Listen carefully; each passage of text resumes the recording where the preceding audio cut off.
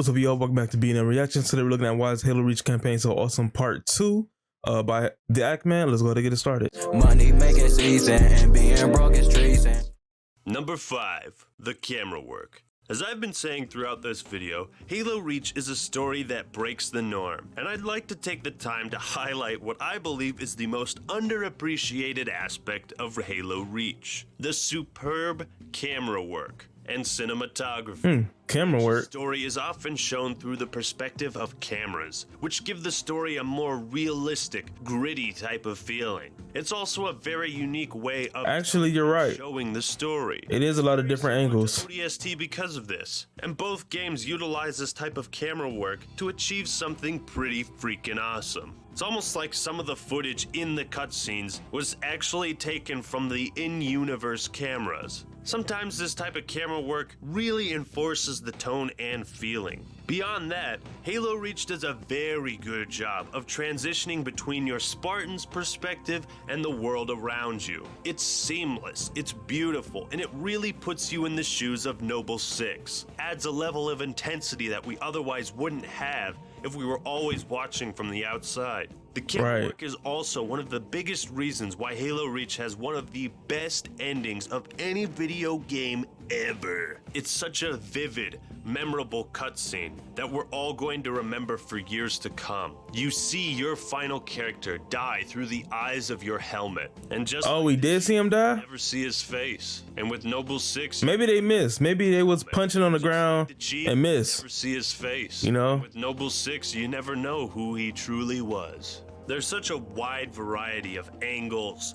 They could have missed. Wide shots, tracking shots, aerial views, and altogether it creates such a unique visual experience that is, simply put, a masterpiece. Combined with the beautiful shots that establish the setting, the gritty camera footage, the transitioning perspectives, and the view we get from inside Noble 6, the camera work and cinematography is absolutely phenomenal, and it really makes Reach stand apart from the crowd. Number 6. A beautiful soundtrack that sets the tone. Do you remember that feeling you had when you first booted up Halo Reach? I do remember. Confusion, because it was my first Halo game.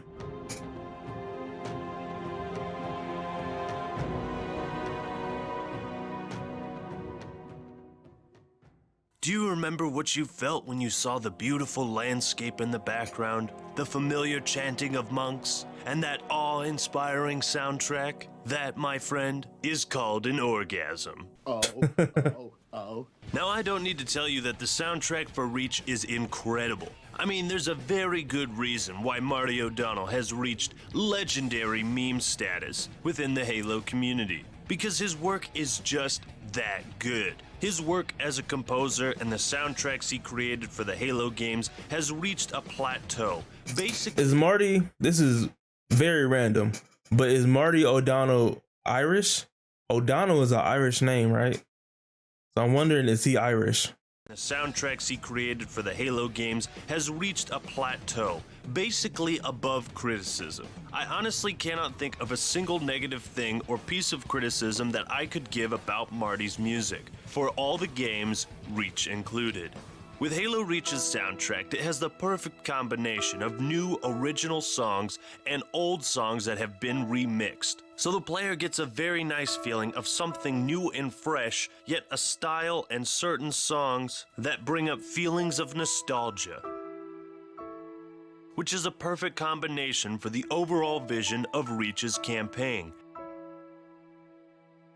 Whatever is going on in the cutscenes or the gameplay, the music works in perfect unison with those elements, amplifying the experience. Whether it's a high-intensity cutscene or we're mourning the loss of a Spartan, the soundtrack works so well to establish tone, feeling, and theme. And it is the perfect way for Marty O'Donnell to finish his work on the Halo franchise and go out with a bang. These people and this planet and this story deserve something new and different. He had a live orchestra. Settings, skyboxes, and vastness. If The there's one thing skybox? Halo Reach does very well, it's the level of detail within each and every cutscene and environment you fight. They're gonna praise the skybox? Skyboxes and the feeling of vastness are crafted so well. The first mission, Winter Contingency, is a perfect introduction to the planet you're on. Reach is brimming with natural life, plants, animals. You look around and you see huge The ostriches? It's rainy and foggy. You see a moon, a sun, and another planet off in the distance. When you're dropped off to defend Oni's sword base, look behind you and you'll see phantoms moving in. Wow. A Covenant frigate raining fire Wow. down below on a UNSC base. Look ahead of you and you'll see air forces engaged in a dogfight. Third mission, Nightfall. You're sneaking Didn't notice any of that. at night. This level is very similar in style to the Truth and Reconciliation. The landscape is bathed in moonlight, and bright stars light up the sky. Look ahead of you and you'll see a lightning storm, foreshadowing the conflict that lies ahead of you. When you're taking out the AA guns and tip of the spear, look down the cliffs and you'll see ground vehicles, scarabs, fighting below. Look up and you'll see falcons and banshees in a dogfight. In Long Night of Solace, you're treated with an amazing view. You know, I never really looked at the environment too deeply in this, just because I didn't know what to look for. But it's actually pretty detailed, you know, for just the environment to have stuff going on like that. I like it. Base as you pilot a saber and defend the space station from hostile ships. Inside the Covenant frigate, we see the familiar nostalgic doors and architecture that personify the Covenant. The interior gives us a look at how the Covenant designed their ships, and the bridge fight is nothing short of spectacular. Every single mission and setting that you fight in always makes you feel a part of something greater. There's more going on than just what you are doing. The Halo games have always dedicated a part of the background to making you feel involved in something greater. Though Halo 1 and 2 never managed to reach such a high level of detail, probably because of technical limitations. Reach, the campaign goes full force into immersing you into these grand, beautiful vistas and elegant backgrounds. Every level feels and looks unique, and when you're not totally enthralled by the beauty, you remember that there is a war going on, and the reason you're fighting is to preserve this beauty. Number 8, the dialogue. When it comes to the dialogue spoken throughout the game, Reach leans again towards the side of less is more, giving the player the important exposition they need, but not oversaturating the story with it. There's a unique voice behind each character, and all of them add something to the overarching story. So much of Reach's story is shown to the audience and not told. And because of this, the storytelling is very strong. There's no boring or unnecessary dialogue, pointless characters. There's none of Who is that? Is that every single like the newer game? and a reason. Is that like Halo 5 or something? What is this? Bullshit. Every single line has a purpose and a reason for being said. Our primary objective was to get the station's relay back online. Your primary objective, Commander, are you a puppet or a Spartan? Reach isn't super serious though. The writers made sure to throw in a few comic relief moments, which add character and personality to the story. Well, it's pointing us a click and a half east and 2,000 feet underground. I didn't bring my shovel, Commander. A lot of the in-game dialogue especially can add some pretty cool funny moments. The Revenant! Revenant? Watch down, whatever it is. You and me are a lot alike. I enjoy blowing stuff up. You enjoy standing around with your thumb up your ass. Though the I dialogue didn't hear that line. is a bit more hard to follow than the other games. Sometimes the dialogue feels a bit too militaristic. Sometimes what they're talking about seems unrelated to the plot. And if you're playing through it for the first time, you're probably not going to understand everything. The dialogue Nope, I so didn't. and emotion to the story. The voice acting is strong, the delivery is good, and it all makes me wish that I had more of it. I understood enough to get it, but I definitely did not understand all of it. The delivery is good, and it all makes me wish that I had more of it. Number 9, diverse gameplay, excellent level design, all with purpose. Reach is one of the more interesting Halo games in terms of gameplay, because Bungie experimented with a lot of things we have never seen before. Aside from fighting in a wide range of settings, what Reach does well is give you a very unique type of gameplay from mission to mission. Winter Contingency starts off as a sort of investigation. You're getting your bearings on the planet, investigating this interference. Then it turns into infantry battles, vehicle exploration, defending Marines and civilians, then a close quarter fight against powerful zealot elites. Oni Sword Base is a more guns blazing type mission, where you're dropped off in the heat of conflict. You're given a target locator to rain fire down on your enemies. Nightfall is mostly a stealth mission, where you rely on accurate sniper shots and careful positioning. I like Nightfall. Nightfall was fun. Spear gives you a taste of vehicle combat and puts you in a decent on-rails Falcon. Vehicles, I couldn't do it. Night of Solace puts you into one of Reach's most ambitious ideas, a space battle. Though simplistic, the Saber handles very well and the combat is fun. Then you have to disable a Covenant ship, board it and fight in a low-gravity scenario. In Exodus, you get a jetpack and are able to fly all around like the complete badass that you are. New Alexandria. Oh, he almost took himself out with that grenade. Around like the complete badass He almost messed himself up.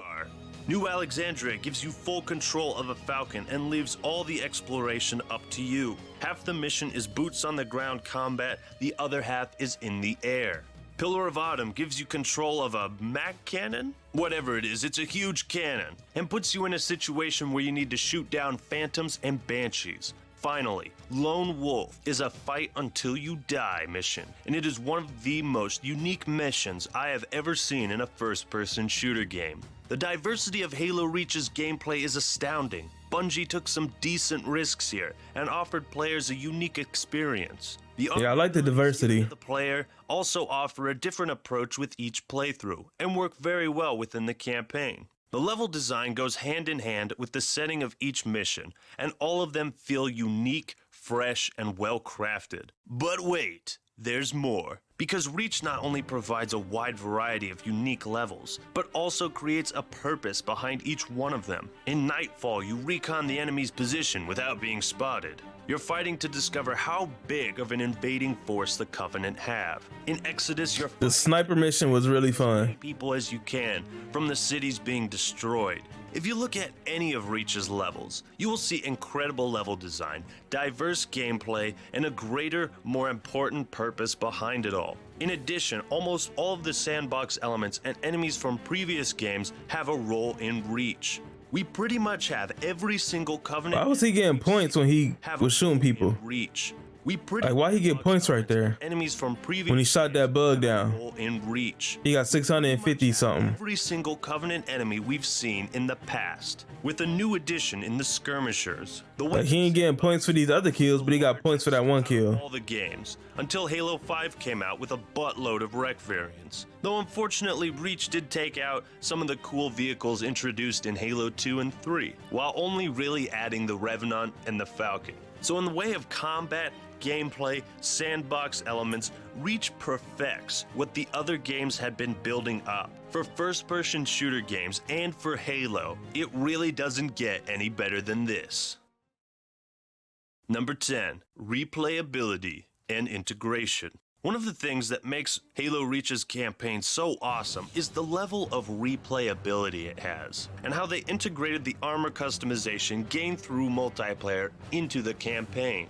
It's truly spectacular when you can create your own character and see him or her in the cutscenes. It gives the players a sense of control and can be pretty fun with the right suit of armor. Yeah, bitch, bet you didn't know that Noble 6 was actually the Master Chief, did ya? You get a feeling of connection with the Spartan you create. And this type of feeling is usually reserved for games like Knights of the Old Republic, Mass Effect, Skyrim, very detailed RPGs. And while those games have a much larger emphasis on that idea, I think it's pretty awesome how Reach managed to tie in the multiplayer customization with the single-player campaign. It doesn't change how the game plays out, it just adds that feeling of depth and integration that the players feel. And who could forget about I don't think I touched that too much. I think I I color swapped my person a little bit, but I didn't like go too deep into customization on my person. Players feel. And who could forget about the daily and weekly challenges, am I right? These challenges gave people an incentive to replay the campaign. It encouraged players to play it. Oh, that's why he's getting points, because this little thing popped up. I guess it's a challenge. Return of the Mac. Because when he shot somebody, he got points, and then that thing popped up. These challenges gave people an incentive to replay the campaign. It encouraged players to play it in a different way, whether it was on a harder difficulty or Bungie wanted you to slash your wrists and play Lasso. That level of replayability just added to the greater value of Reach's campaign. Number 117 and the Horse. 117. Halo Reach is a return to form. 117. Return to the type of storytelling that started the franchise. And what better place to return to than Reach? It's funny how Bungie managed to craft a story that ends with the Pillar of Autumn, leading to the next story that starts and ends with the Pillar of Autumn. It's a very unique type of connection between the two games, and it personifies the strengths of both stories.